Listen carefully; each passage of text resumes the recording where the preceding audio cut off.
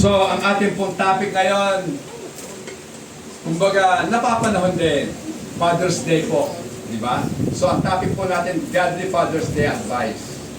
Amen. Ang mga Diyos na payo para sa mga sa kapanahonan ng pagdiriwang ng Father's Day. Okay? So, bago po tayo dumako po sa Father's Day topic natin, tayo po muna ay manalangin.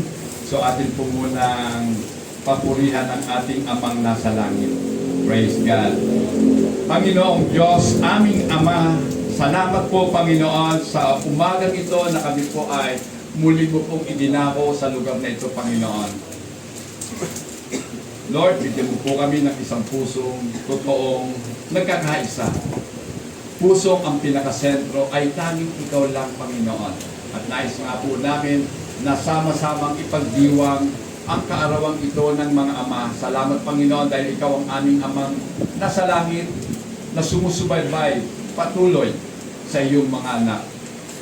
Panginoon, pagpalain mo po ang mensahe sa umagang ito. Gayon din po ang mga kapatid ko na makikinig ng iyong mga salita. At ang iyong alipin na gagamitin, Panginoon, upang ipahayag ang iyong mensahe para sa amin. Kasangkapanin mo lamang po siya at gamitin, Panginoon, para sa iyong kaluwalhatian. Ito po ang aming samot dalangin sa iyong makapangyarihang pangalang Jesus. Amen and Amen. Praise God. Ngayon nga po ay araw ng mga ama. Amen. Today is Father's Day. Yan. At ngayon nga po, mag-focus po tayo. Although hindi po kagandahan ang kwento o ang kasaysayan o ang naratibo nitong si Eli, the priest. Kilala niyo ba si Eli? Siya po yung ama ni Hophni at ni Phinehas.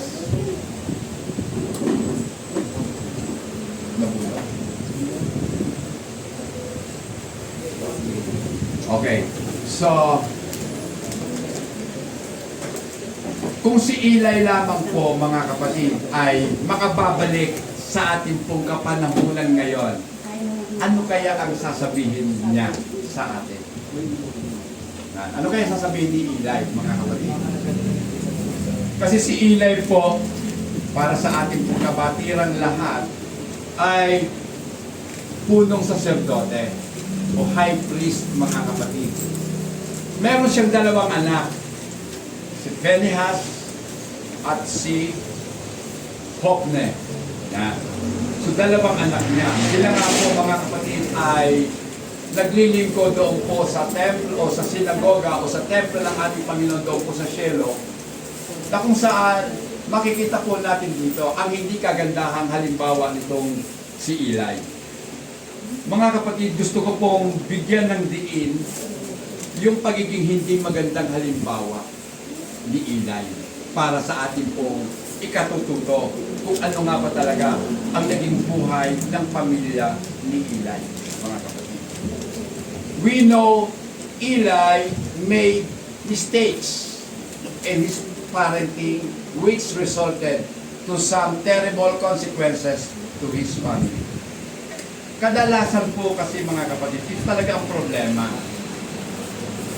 na ang mga ama ng tahanan, palibhasa, lagi po silang busy sa trabaho o magkamisan OFW pa yung mga tatay. Ibig sabihin, hindi po nila nasubaybayan ang kanilang mga anak sa kanilang paglaki. Tama po ba? For how many years nawala tayo sa ating pong tahanan? So malaki po ang epekto nito, yung impact ng fatherlessness ng pamilya, malaki po ang nagiging consequences nito sa mga anak and even doon po sa mga asawa nila o sa asawa nila. Amen. So, ano kaya ang magiging advice natin? Ano kaya yung magiging advice ni Eli sa atin ngayon? Diba? Ano kaya? Sa palagay ninyo, kung babalik si Eli, dahil nga po sa kanilang naranasan o sa kanyang naranasan ng kanyang buong pamilya, ano kaya sasabihin niya sa atin ngayon? Mga anak, huwag nyo na akong tularan. Tama? Amen. So, kasi nga po, eto ang kanyang mga kamalian. Hindi niya inuna ang Diyos sa buhay niya. So, ibig sabihin mga kapatid, we must put God first in our lives. Unahin po natin lagi ang Diyos sa buhay natin. Amen po ba? Amen. Uunahin talaga natin. Pakibasa po. 1 Samuel chapter 2, verse 27 hanggang 29. Pakibasa po. Hindi na lang. Pakibasa na lang sa Tagalog. 1 Samuel 2, 27 hanggang 29. At naparoon ng isang lalaki ng Diyos kay Eli. At sinabi sa kanya, ganito ang sabi ng Panginoon, napakita ba ako ng haya sa sangbayan ng iyong ama, nang sila'y nasa Egipto sa pagkaalipin sa sangbayan ni Paraon. 28. At pinili ko ba siya sa lahat ng mga lipi ng Israel upang maging saserdote ko, upang maghandog sa aking dambana, upang magsunog ng kamangyan, at upang magsuot ng ephod sa harap ko. At sinabi, at ibinigay ko ba sa sambahayan ng iyong ama ang lahat ng mga handog ng mga anak ni Israel na pinaraan sa apoy. Hanggang 28 na po yan, ay 29 na yan. Bakit nga kayo'y tumututol sa aking hain at sa aking handog, na aking iniulos sa aking tahanan, at iyong pinararangalan ng iyong mga anak, na higit kay sa akin, upang kayo'y magpakataba sa mga pinakamainam sa lahat ng mga handog ng Israel na aking bayan. So ito po, makikita po natin dito sa verse 29, sinasabi po, why do you kick? Sabi po dito, ano? Sa verse 29, why do you kick at my sacrifice and my offering which I have commanded in my dwelling place, and honor your sons more than me? Sabi ng Panginoon, pinahalagahan mo ang iyong mga anak higit sa Panginoon. Amen. So ito po yung kasalanan ni Eli. Totoo yan, Sister Jenny, di ba? Ang mga magulang ngayon, takot na sa mga anak. Tama ba ako o mali?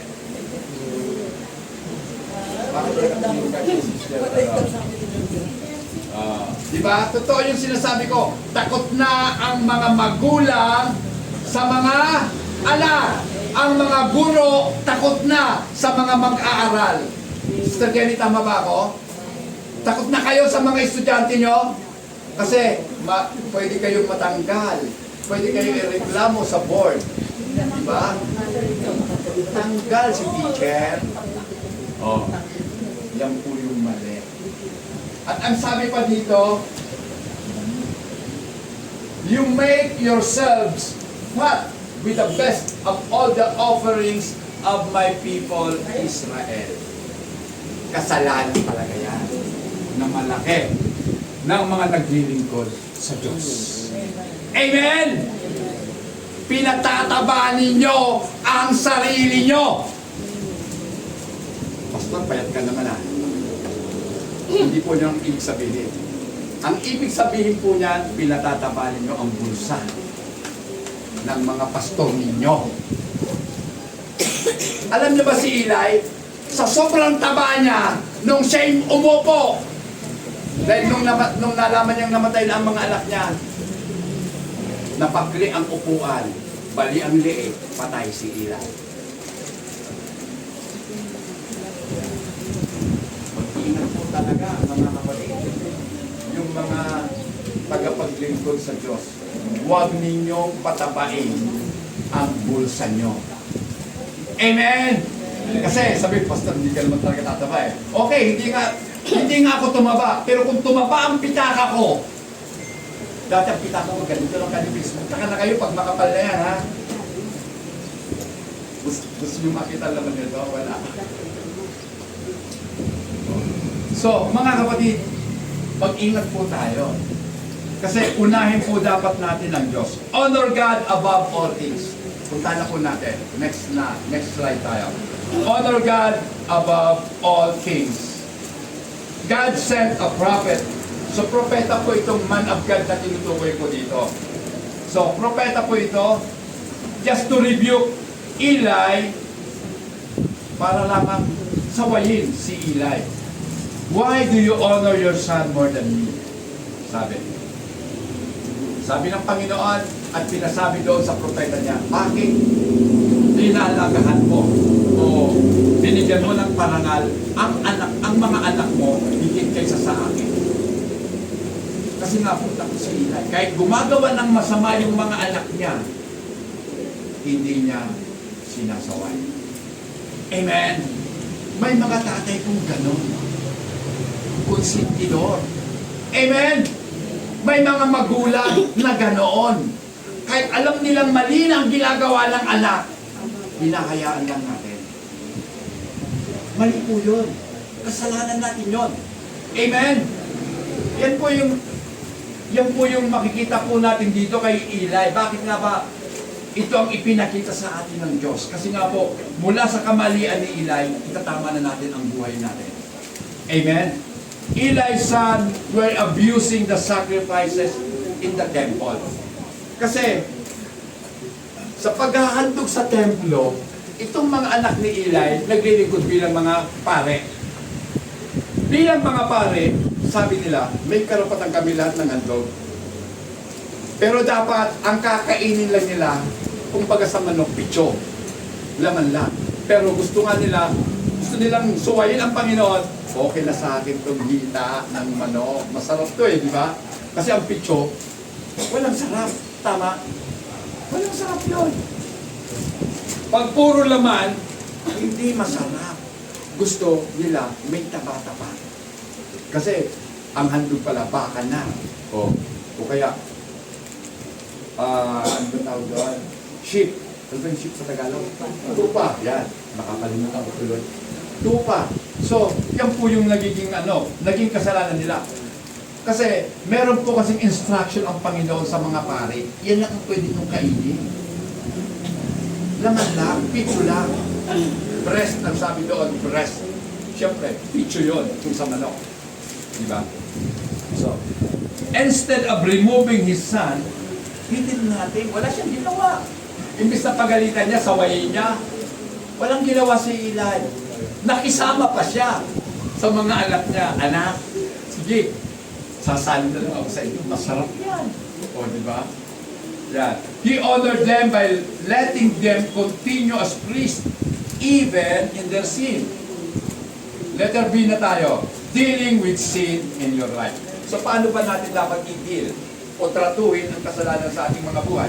Eli not only let his sons continue in the sin, but he participated. So nakisali na siya sa kanilang mga ginagawa. Amen. So kumakain na rin siya ng kahit hindi pitso yun. Sige, kainin na natin. O, siguro may isaw. Sige, kainin na natin ang isaw. Masarap yan. O, wala na lang siguro may hinyepra. Kasi may isaw na, di ba?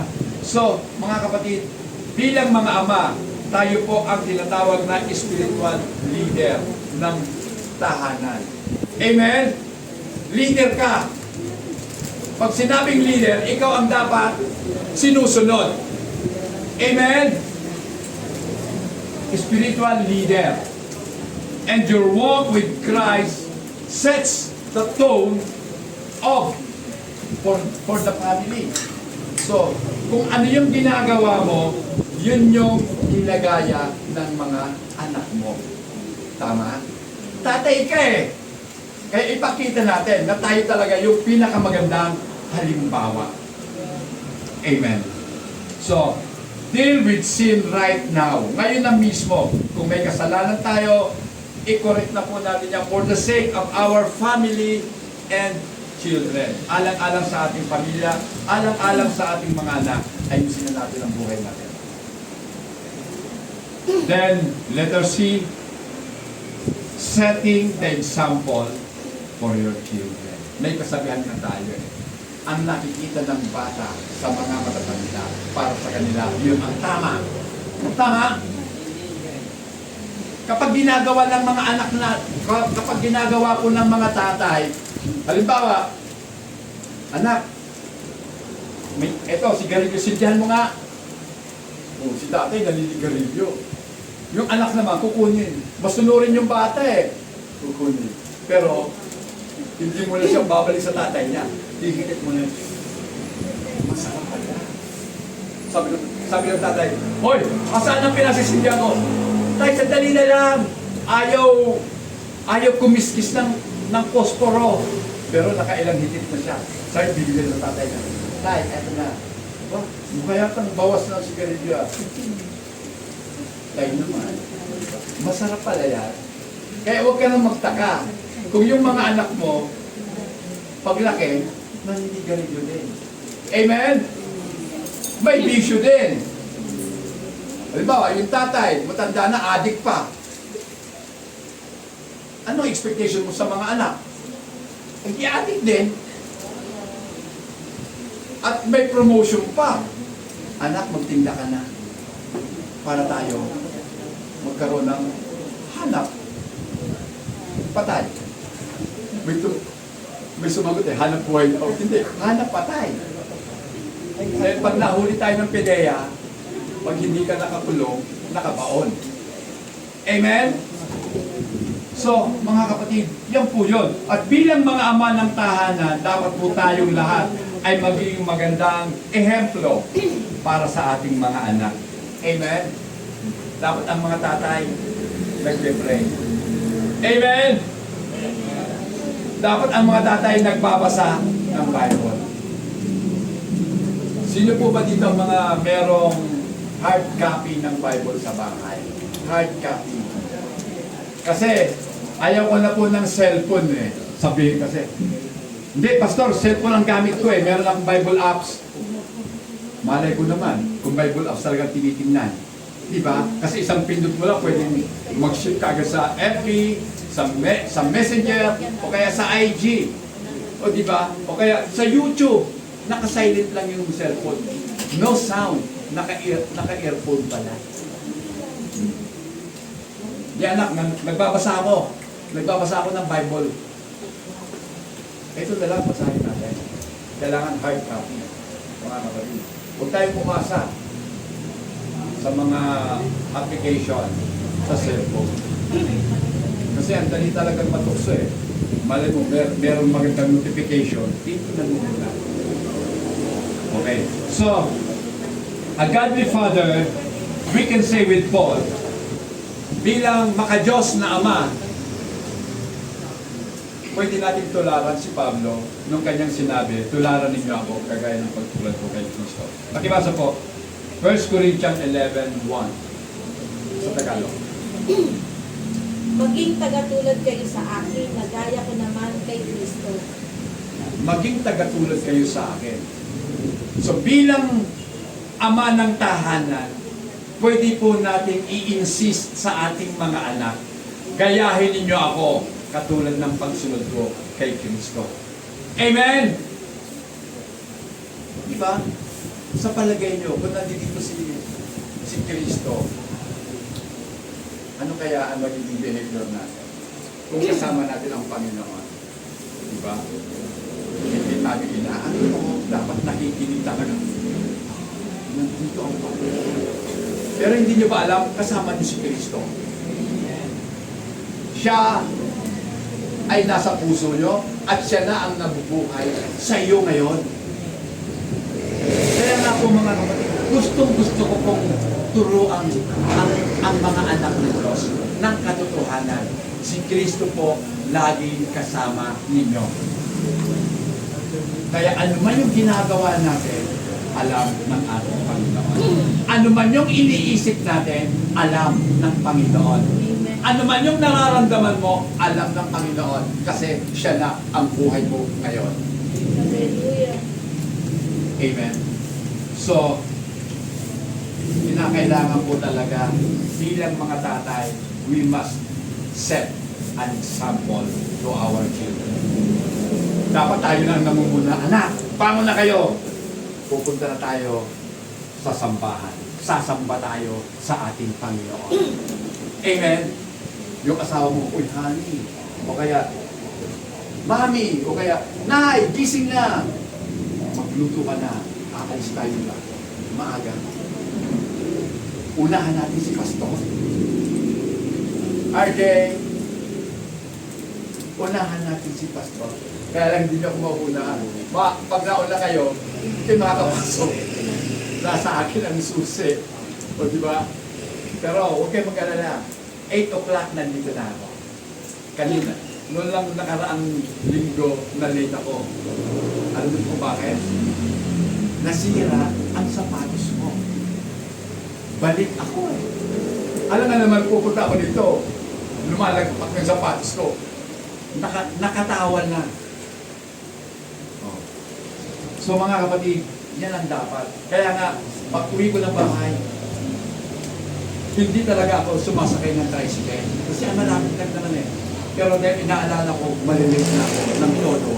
Baka si RJ nandito na. Kawawa naman nag-aantay sa labas. Nag-tricycle na ako mga kapatid. 30. Wala kapit na sa amin, di ba? 30 ang tayo doon. Kaya sabi ko, hindi dapat. Kinakailangan. Ang alis ko ng bahay, 7:15. Alis na dapat ako para 8 nandito na ako. Maraming allowance na. Then number 2 mga kapatid, nakasalanan po nitong si Eli, hindi niya dinisiplina ang mga anak niya. Hindi niya binigyan ng sanction. Wala siyang kibo. Kaya nga po, be sure to discipline your children. 1 Samuel chapter 3, 11 hanggang 14. Pakibasa.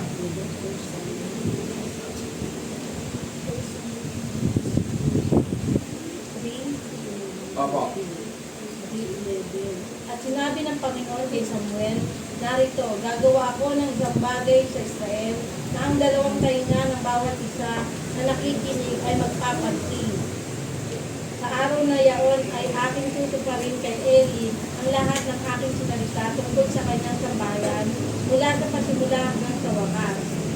13. Sapagkat aking sinaysay sa kanya ng aking ng kanyang sambayan magpakailanman dahil sa kasamahan na kanyang nalalaman, sapagkat ang kanyang mga anak ay nagdala ng sumpa sa kanilang sarili at hindi niya sinang-alang sila.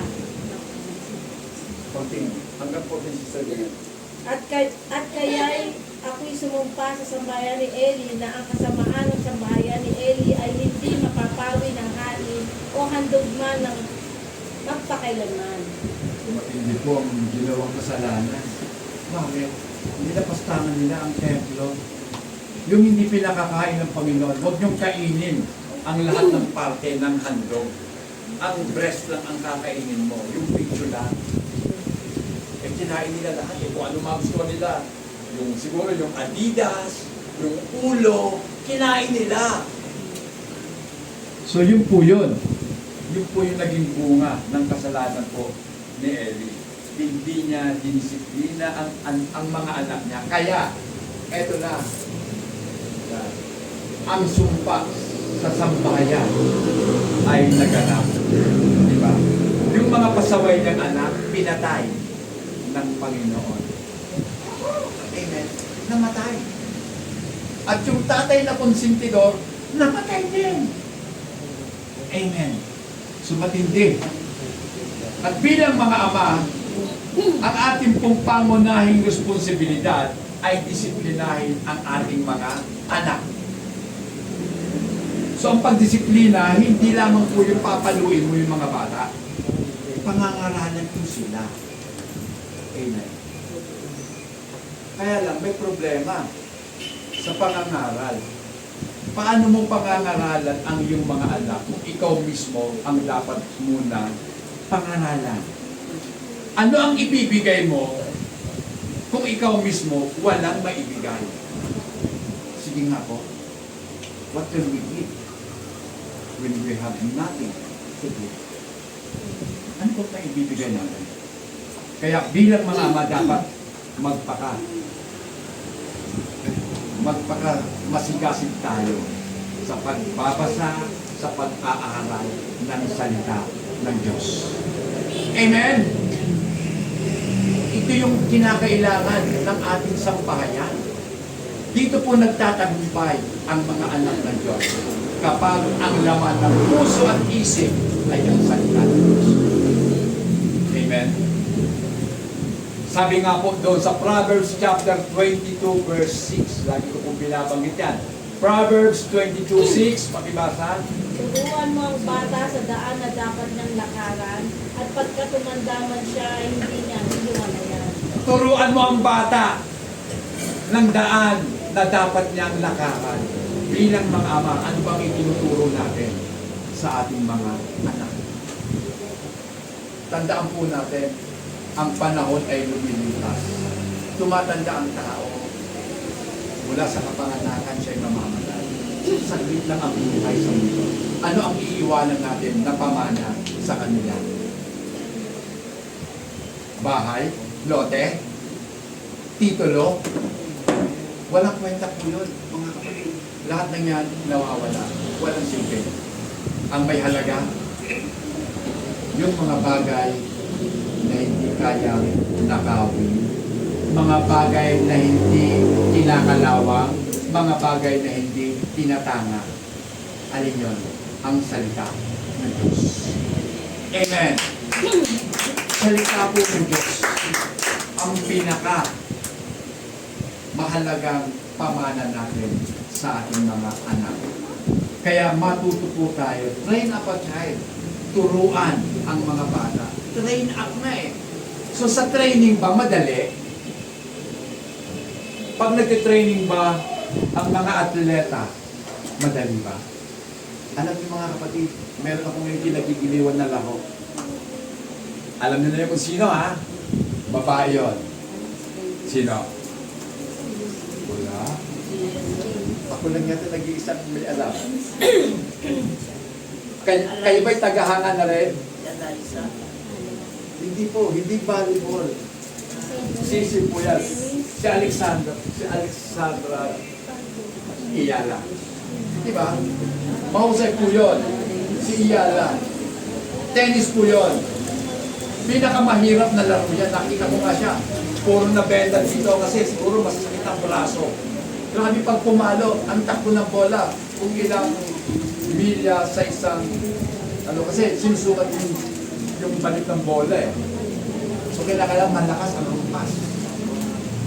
Backhand o kaya front hand. Dapat mahusay lang. Grabe. So training po yun. Mahirap talaga mag-train. Pero dapat i-training ang mga anak. Dapat turuan ang mga anak. Amen?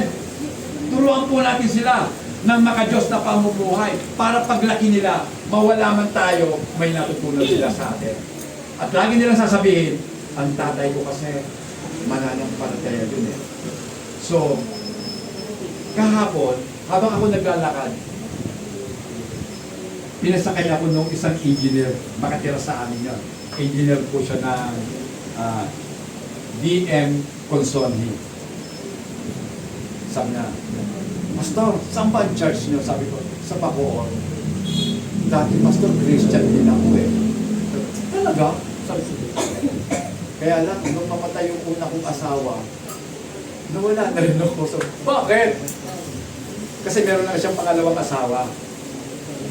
Ngayon, yung asawa niya raw, Baptist, nakatira sila sa Pasig. So, dinadala daw siya. Sa butik na nga, Pastor, maging Pastor. Bakit nawala ka?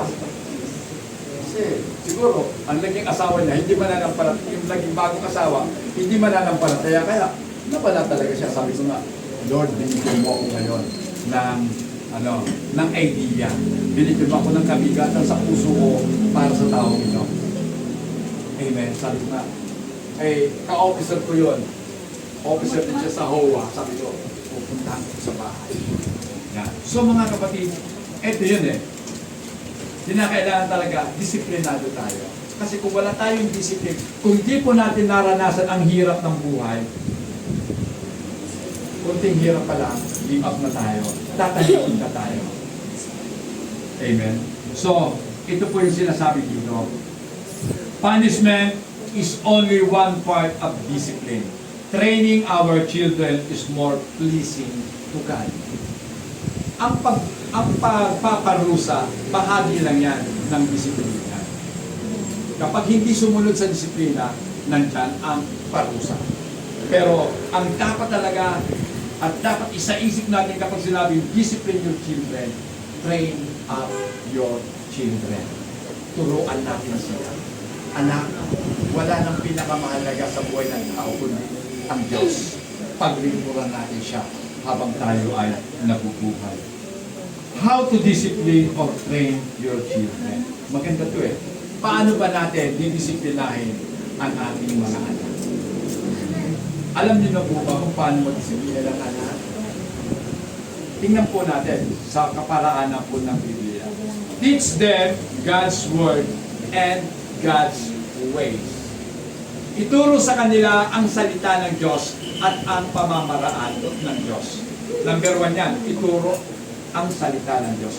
Make Bible reading an important part of our regular routine. Psalms 119 verse 9, ano sabi? Sa paano lilinisin ng isang binata ang kanyang daan, sa pagdilig doon ayon sa iyong salita. Paano lilinisin ng isang binata? Ang nakalagay kasi doon, youth, ng isang kabataan ang kanyang buhay sa pamamagitan ng salita ng Diyos. Amen? So ito yung kaparaanan ng Diyos para malinis natin ang buhay natin. Ang salita ng Diyos. Ngayon ang tanong ko at hamon sa mga kabataan, sino ba dito ang nagbabasa ng Word of God? Nakatingin kayo sa akin. Nagbabasa? Nagbabasa? Pag pinagbabasa? Dapat. Okay. So, Sister Jenny, okay lang naman yun, di ba? Nagdapat naman yung anak mo. So, dapat talaga ituro sa inyo, sa mga bata, RJ, sa mga kabataan pa pa kahit medyo na tayo, total binata ka pa naman, kabataan. Then, yeah, si brother Miguel at si brother, sister Kayla. So, mga kabataan, paano nyo malilinis ang inyong buhay sa pamamagitan ng salita ng Diyos? Yan. I-observe natin, ibig sabihin, gawin natin kung anong sinasabi. Kaya mahalaga sa pagbabasa, iniintindi ang binabasa. Amen? Hindi lang tayo nagbabasa dahil iniutos ng Diyos o sinabi ni Pastor, magbasa tayo. Magbasa tayo para sa kapulian ng Diyos at sa kapakanan din naman natin. So, sa kapakanan tayo, may pakinabang po tayo kapag tayo po'y nagbabasa ng Word of God. Amen? So, mga kapatid, how to teach them? Paano ba natin sila tuturuan? Read your Bible yourself. That's part of setting an example. Read your Bible yourself. Kahit walang nag-uutos, magbasa tayo ng salita ng Diyos. Amen? So, sino ba dito ang religiously araw-araw nagbabasa ng salita ng Diyos? Hindi ko na ipapataas yung kamay. Kasi baka nag-iisa ka lang, sabihin mo, wow, siya na, sana all. Diba? Siya na. So, alam ko naman, nagbabasa talaga tayo. Amen? Amen. Yeah, may sumagot na. Amen. Nagbabasa talaga tayo. Kaya nga lang po, dapat consistent yun. Amen? Ibig sabihin ng consistency, Sister Tess, tuloy-tuloy, hindi nagbabago. Dapat lagi tayong nagbabasa. Dahil ang katotohanan, kung ang tao'y nabubuhay dahil sa paghinga, ang salita ng Diyos ang ating paghinga. Amen? Hindi mabubuhay ang kaluluwa ng tao kung hindi siya magbabasa ng salita ng Diyos. Mahalaga po, basahin natin at intindihin ang ating binabasa. Number 2, o letter B, encourage them to do right. Bilang mga ama ng tahanan, kinakailangan po, tayo po ay nagbibigay ng lakas ng loob sa ating mga anak. Amen? Encourager tayo. Na kapag nakita ka na, kahit lumong-lumo na yung anak mo, pag nakita ka, bigla silang sumisida. Nandito ng tatay ko. O, di ba? Nandito ng tatay ko. Naalala ko tuloy yung mga bata pa kami. Kapag dumating ng tatay namin, tuwa na kami. Kasi alam niyo kung bakit? Meron siyang pasalubong. Ang pasalubong niya namin, lagi sa amin. Noong pang mga bata kami, may chocolate na. Sister Daling, alam mo ba yun? May chocolate na noong araw. Yun talaga. Paborito ko yun. Chocolate. Naalala ko yung tatay ko. Tuntua kami. Lalo ko pa hindi siya lasing. Pero pag lasing siya, natutuwa pa rin kami. Kasi pag lasing ang tatay ko, maharot. Lahat kami. Ginugulo niya. Hindi naman siya namamalo. Hindi siya. Maharot nga. Nilalaro niya kami. Sabi ko, dapat pala ang tatay ko, dapat pala natin lasing. Kasi kinakausap kami, nangungulit siya. Kinukulit kaming mga anak. Pero pag hindi siya lasing, tahimik sa bahay. Gawa lang ng gawa. Hindi siya nagsasalita. Nagluluto, naglilinis. Wala. Sabi ko, dapat pala lasing sa tatay lang. Kasi nagkakaroon kami ng time para kausapin niya kami.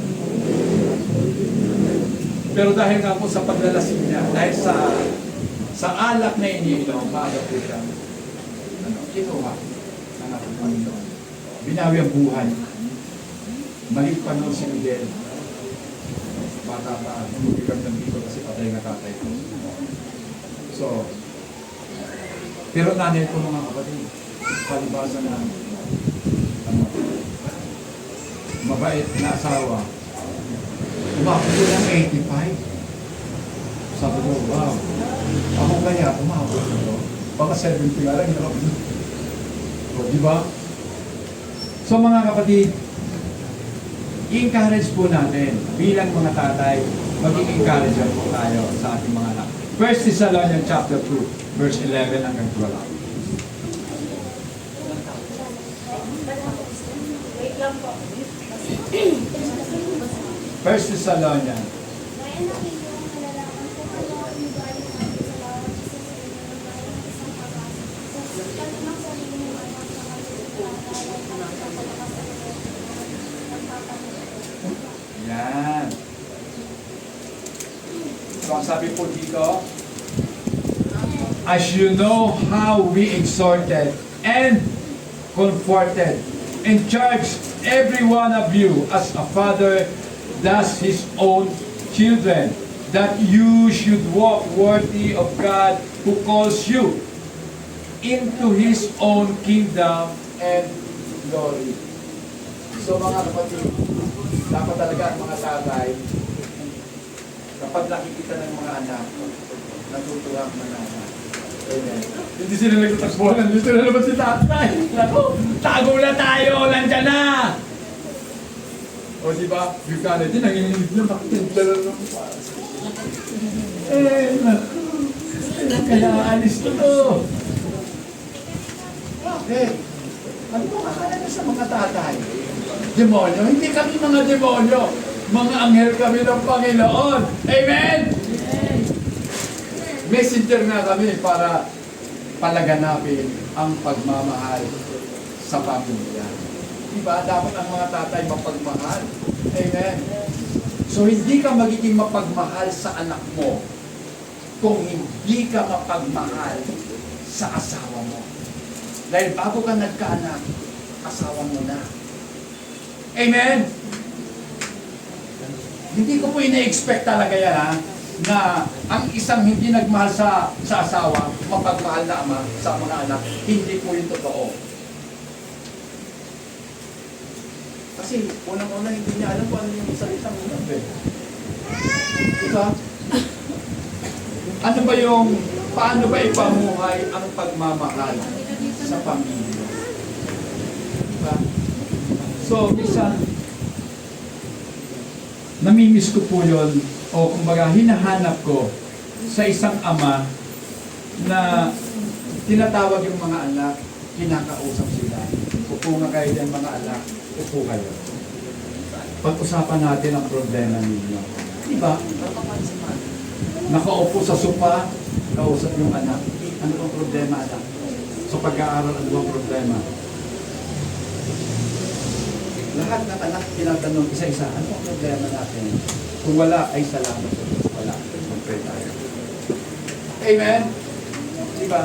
So, yung mga anak nagkakaproblema, sa pamilya ng mga anak natin, nagkakaproblema sila. So, obligado tayo na kausapin sila, mag-asawa. Huwag kang na, upo kayo dito dalawa, mag-usap tayo. Ano bang problema nyo? So, gusto ko po yun na makita. Pero hindi ko talaga naranasan yan sa magulang, sa tatay ko. Kasi nga po, sabi ko nga, sana laging laseng. Hindi naman siya laseng ko talaga. Oh. Lately na lang, umiinom na nung wala na ako doon sa amin. Nung ako'y nag-asawa na, lately, naging laseng ko siya. Pero mga kapatid, nakakalungkot ano? Kasi, katulad nga po ni Eli, sa halip na sawayin ang mga anak, sinayunan pa ang mga anak sa kanilang gawain. Kaya ang nangyari, eto, napahamak ang buong pamilya. Letter C po, correct them when they do wrong. Ituwid sila kapag sila'y nagkakamali. So mahalaga po yung bilang magulang. So hindi po ako nagsasalita lang sa mga tatay, pati na rin sa mga nanay. Kasi kayo po yung naiiwan sa bahay, kayo yung talagang nakakakita sa ginagawa ng ating mga anak. Kung mali po sila, itama.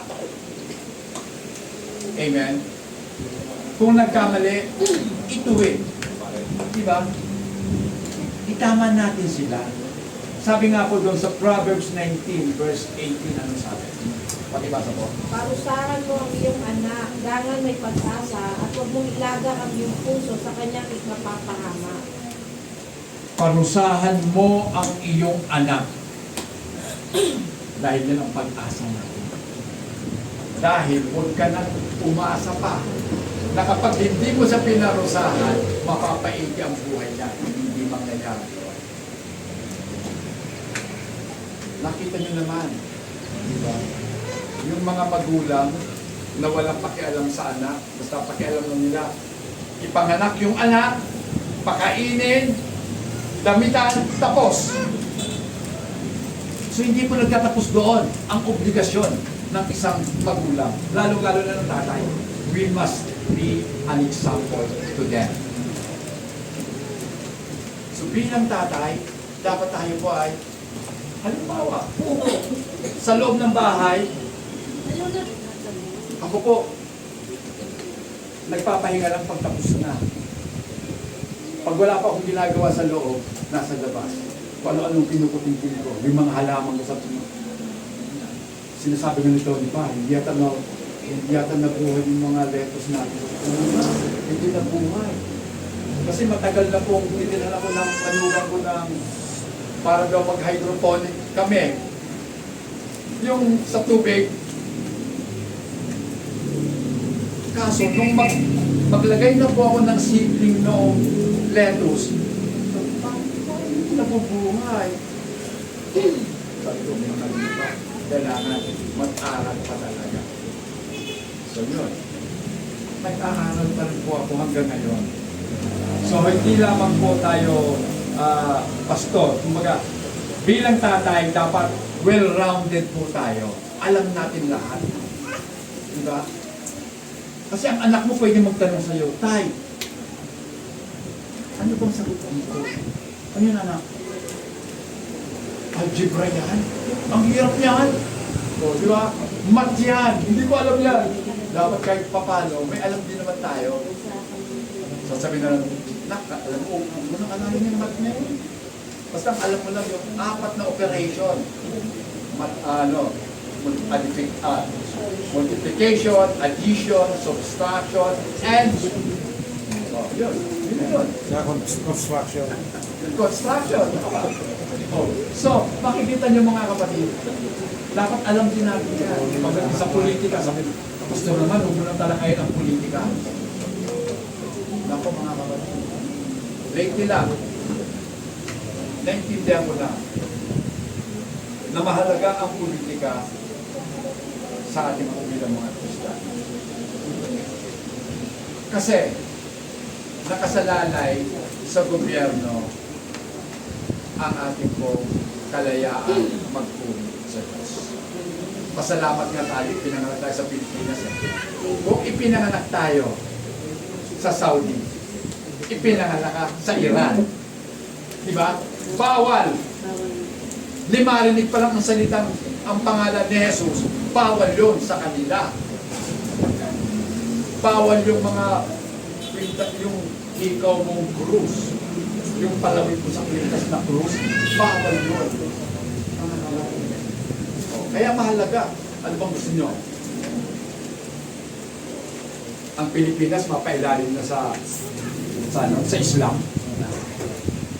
Iba ang Muslim, iba ang Islam. Ang Muslim po, tao yun. Ang Islam, ideology. Kaya nakakatakot siya. Pag Islam ang nandito, iiral po yung Sharia law. Kayong mga babae, alipin namin kayo. Kung iisipin nyo, ibang lalaki, pabor yun. Bakit? Pwede ka mag-asawa na. Apat po yung maximum. Pero pag mayaman na mayaman ka, lalagpasan mo yun. Depende lang sa kapit mo. Pero apat ang nakalagay sa kautusan ng mga Muslim. Alam niyo po kung bakit apat? Pwede maging asawa para hindi magkasala ang mga lalaki. Gulat si Ella, ha? Ito yun, mga kapatid. Alam ko ang rason doon eh. Kasi pag merong monthly period, ang isa, pwede kang sumitin sa isa. Alam mo, sabay-sabay sila kapag nagkaroon. Hindi yung maghanap ka ng panlima. Ano ba ang monthly period mo? Late ba? Upang huli ka ba? Oh. So, ganun. Narinig ko yung sinasabi ng imam eh. Sabi nila, para mailayo ang lalaki sa tukso ng diablo. So, mailayo. Eh, pumasok na nga kayo sa tukso ng diablo eh. Ilalayo pa. Hindi mo na kinakailangan lumayo, nandudo na kayo. So mga kapatid, ito yun eh. Kaya, teach your children. Turuan natin ang mga bata. I-train natin sila. Huwag na huwag kayo. Alam niyo ba, nakikita ko ngayon? Kahit hindi na sa Pilipinas, meron na sa Amerika, sa mga European country, ganito sila lang sa Israel. Nasaan ang suporta nila? Nasa mga Palestino, di ba? Lahat nag-ano sila, nagde-demonstrate sila. We love Palestine. Alam niyo ba yung Palestine? Kalaban ng Israel yun, di ba? Sabi ko kakampihan yung kalaban. Hindi mo ba alam na ikaw ay spiritual Israel? Dapat ang suporta natin nasa Israel. Although hindi po nila tinatanggap si Jesus bilang kanilang Panginoon, pero darating ang araw, may intindihan nila ang lahat. Kaya puntahan na po natin. Bilang mga ama ng tahanan, we must teach our children about God. 1 Samuel 2:22 hanggang 25. Pakipasok po.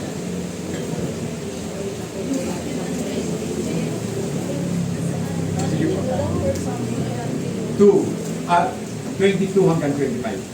2:22 po. Opo, hanggang 25. Si Eli nga ay totoong matanda na ang kanyang nababalitaan ang lahat ng ginagawa ng kanyang mga anak sa buong Israel.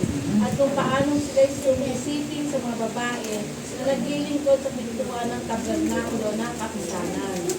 At sinabi niya sa kanila, bakit ginagawa ninyo mga ganyang bagay? Sapagkat aking nababalitaan sa buong bayan, ito ang inyong mga masamang kilos. Huwag mga anak ko, sapagkat hindi mabuting balita ang aking naririnig. Iyong pinasasalangsang ang bayan ng Panginoon. tagumpay. Yeah. Kung ang isang tao ay magkasala laban sa iba, ay hakatulan siya ng Diyos. Ngunit kung ang isang tao ay magkasala laban sa Panginoon, sino ang mamamagitan sa Kanya? Gayon may hindi nila dininig ang tinig ng kanilang Ama, sapagkat pinakalang patayin sila ng Panginoon. Amen. Nevertheless, they did not heed the voice of their father because the Lord desired to kill them. So hindi nila pinakinggan ang sinasabi po ng kanilang ama. So ito po yung mga anak na matitigas ang ulo. Hindi sila nakinig sa kanilang mga magulang dahil nakatakda na nga silang patayin ng ating Panginoon. So ibig sabihin mga kapatid, ang Diyos talaga ang nagtatalaga sa tao kung sino ang kanyang dadalhin sa impyerno. Hindi ikaw. Pero ikaw, talagang tututol ka. Ayokong sumunod sa Diyos. Kasi hindi ka naman itatapon ng Diyos doon kung sumusunod ka. Pero dahil nga, nakatagda ka doon. So, ibig sabihin, ang Diyos po natin, siya ay sovereign God. Pag sinabing sovereign God, siya ang nakapangyayari sa lahat ng aspeto ng buhay natin. Wala tayong magagawa eh. Kung tayo ay mapapa sa impyerno, wala. Kasi lahat ng gagawin mo, patungo talaga doon. Lahat ng iisipin mo, patungo talaga sa kapahamakan. Ano talaga magagawa mo? Kaya nga po yung free will na yon, hayaan nyo, narinig din tayo dyan, sa pinakamahirap na paksa na pag-uusapan natin, baka July, free will na tayo. Pinakamahirap. Lalo na sa mga Sunday school, free will subject, pinakamahirap. Okay, so mga kapatid, eto na. If Eli came back today, he would tell every one of us to teach our children about Jesus. Eli was very much concerned about his son's relationship with God. When asked if a man sin against the Lord, who will intercede for him? God answered Eli's question when God himself manifested in the flesh. So, dito po, sino daw ba ang mamamagitan sa tao at sa Diyos kung ang tao ay nagkasala na? Sino? Tao ba? Hindi. Sa pagkakataong ito, sa ating pong kapanahon ngayon, yung Diyos na Espiritu nagkatawang tao para mag-intercede, para mamagitan between Him and us bilang mga tao. John 3:16, ano sabi? Hindi na kinakailangan pong basahin. So, wala na yan.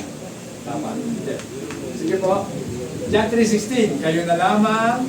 Ang pagsinta ng Diyos sa sanlibutan na binigay niya ang kanyang bugtong na anak, upang sino man sa kanya sumampalataya ay huwag mapahamak at magkaroon ng buhay na walang hanggan. So, kayo na lamang ang pag-ibig ng Diyos sa sanlibutan na kanyang ibinigay ang kanyang bugtong anak upang ang sino man, sumampalataya ay hindi mapahamak kundi magkaroon ng buhay na walang hanggan. Mga kapatid, yan po yung parating ginagamit sa evangelism, tama? For God's soul of the world. Ibig ba sabihin, yung tao mismo ang maniniwala sa Diyos para maligtas siya? O ang Diyos mismo ang unang kumilos para ang tao maniwala patungkol sa Kanya? Diba? Alin kaya sa dalawa? Ang Diyos mismo ang kikilos sa'yo. Bibigyan ka ng unawa para maunawaan mo ang talata. So, kapag binigyan ka ng unawa, ibig sabihin, pasok na doon yung Ephesians chapter 2, verse 8 to 9. We are saved by grace through faith. Naawa lang sa atin ng Diyos, kaya binigyan tayo ng unawa. Kasabay ng unawa, binigyan ka ng paniniwala, ng faith sa Kanya. Kaya nga ngayon, pasok yung for God so loved the world, that whosoever believe, that we don't believe in God. Tama? We believe in another God. Ibang Diyos ang kilala natin. Ang kilala natin Diyos, yung gwapo. Yung iginuhit ni Leonardo da Vinci. Diba? Si Leonardo lang naman ang Amerikano eh. Pinaniwalaan ng mga tao. Napasa na natin, diba? Isaiah chapter 53, yung po yung totoong anyo ng ating Panginoon. No comeliness. Wala siyang anyo na kahali-halina para lumapit ang mga tao. That is the Lord Jesus Christ. Siya po yun. Para siyang tuon, pero umuspo ang sanga. At mula sa sanga, naging mabunga. Ikaw na yun. Amen. Ngayon mga kapatid, how to teach our children. Nako, ito lang po. Letter A, tell them what Jesus did on the cross. Sabihin sa kanila kung ano ang ginawa ng ating Panginoon sa krus ng Kalbaryo. So handa ba tayong magkwento sa mga anak natin? Anak, namatay si Kristo para mabuhay ka. Tama? Yun yun. Pakibasa po, Romans 5:8, anong sabi?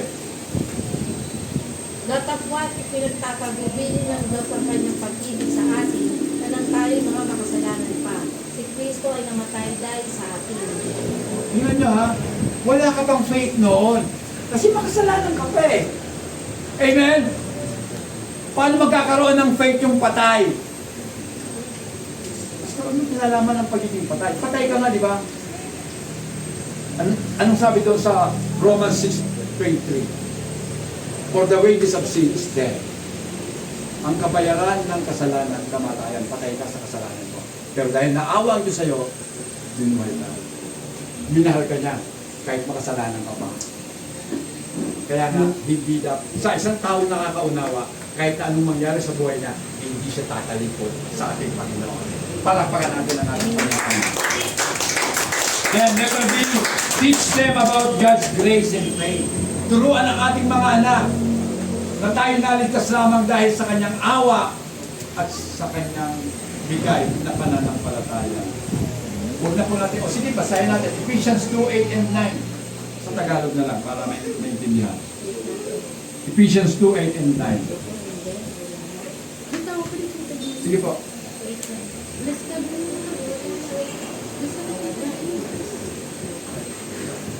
Ano po, Ephesians 2:8 and 9. 2:8. Sapagkat sa biyaya kayo nangagligtas sa pamagitan ng pananampalataya at ito'y hindi sa inyong sarili. Ito'y kaloob ng Diyos.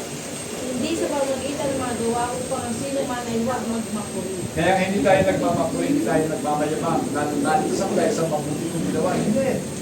Naligtas ako dahil sa biyaya lang ng Diyos. Naawa niya sa akin. Acts 16:31, pakibasa po. Acts 16:31. Wait lang po, wait. 16:31. At kanilang sinabi, manampalataya ka sa Panginoong Yesus at maliligtas ka, ikaw ay ang iyong sambayan. Manampalataya ka sa Panginoong Jesucristo and you will be saved. At ikaw ay maliligtas, maging ang iyong buong sambahayan. So faith, ang pinag-uusapan dito, have faith in Christ. Ngayon, how can we have faith when we are dead to sin? Not unless nabuhayin tayo ng Diyos, saka tayo magkakaroon ng faith. Not unless na ibigay sa atin yung faith, hindi tayo magkakaroon. Okay. Then, teach them repentance, confession, and forgiveness. Turuan ang ating mga anak na magsisi. Turuan ang ating mga anak na maghayag ng kasalanan. Turuan ang ating mga anak na maging mapagpatawad. Amen. Teach them to turn away from sin. Pray to God about it as we confess it to Him. And God's promise, at ang pangako po ng Diyos ay mapapasayo. 1 John 1:9, anong sabi? Kung ipahayag natin ang ating mga kasalanan, ay tapat at banal siya na tayo patatawarin sa ating mga kasalanan at tayo lilinisin sa lahat ng kalikuan. So hindi lang siya magpapatawad sa atin, kundi lilinisin pa tayo sa lahat ng ating karumihan.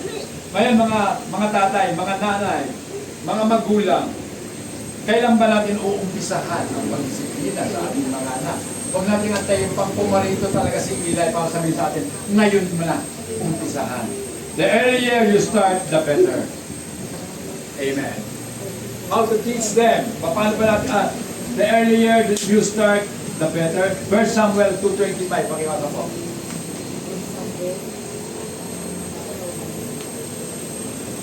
First Samuel 2:25. Kung ang isang tao ay magkasala laban sa iba, ay hahatulan siya ng Diyos. Ngunit kung ang isang tao ay magkasala laban sa Panginoon, sino ang mamamagitan sa kanya? Gayon may hindi nila dininig ang tinig ng kanilang ama, sapagkat pinakalang pagaling siya, sila ng Panginoon. So, kung babalik daw po si Eli ngayon, sa mga oras na ito, ano kaya sasabihin niya sa atin? Malamang sasabihin niya, umpisahan mo na ngayon ang pagtuturo sa anak mo, which is better kaysa bukas na lang. Amen. So, mga kapatid, punta natin ang letter A. Their hearts are more open when they were young. Ang puso kasi ng mga bata, masunurin pa. Open pa yan. Amen? Wala pang laman yan eh. Parang bagong biling cellphone, ikaw na ang dapat maglagay kung anong gusto mo mga ilagay na application doon. So, open yan. Pakibasa po, Luke 18 verse 16.